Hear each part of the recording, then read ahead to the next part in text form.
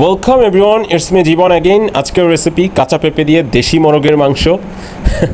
So সর্বপ্রথমেই ready করে নিয়েছি সব ধরনের উপকরণ। এখন একের পর এক মশলা দিয়ে রান্না করে ফেলবো আমাদের কাঙ্ক্ষিত রেসিপি। তবে আমাদের মধ্যে অনেকেই রয়েছেন যারা পেঁপেটাকে একটু অপছন্দ করেন, তবে তারা একবার বাসায় কাঁচা পেঁপে দিয়ে মাংস রান্না করে খেয়ে দেখবেন। আসলে মাংসের সাথে পেঁপেটা খেতে একটু বেশিই ভালো লাগে। এখন আপনারা লক্ষ্য করেন যে পেঁয়াজটা একটু নরম হয়ে এসেছে, আর তাই এখন দিয়ে দিব আদা আর রসুন পেস্ট পরিমাণ মতো।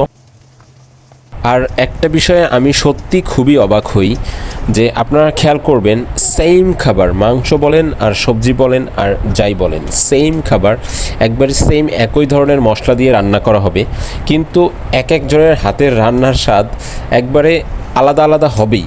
এটা কেন হয় আমি জানি না। অ্যাকচুয়ালি আপনাদের এটা যদি কারো ভালো জানা থাকে আমাকে একটু প্লিজ কমেন্ট করে জানাবেন। আর সব মশলা দেওয়ার পরে এখন দেখতে পাচ্ছেন কত সুন্দর একটা কালার এসেছে মশলায়, এবং মশলাটা যে কষানো হয়ে গেছে দেখেই বোঝা যাচ্ছে, কালারটা অনেক সুন্দর দেখা যাচ্ছে। এখন দিয়ে দিব আমরা মাংসগুলো দিয়ে সুন্দর করে কিছু সময় কষিয়ে নিব।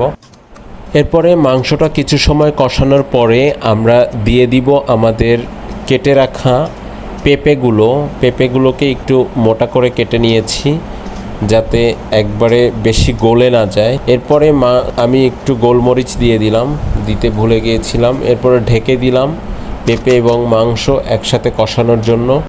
সো দেখতে পাচ্ছেন ঝটপট করে রান্না করে ফেললাম চিচিঙ্গা ভাজি এবং দেশি মুরগি দিয়ে পেঁপে। Wow, thanks for watching, bye bye.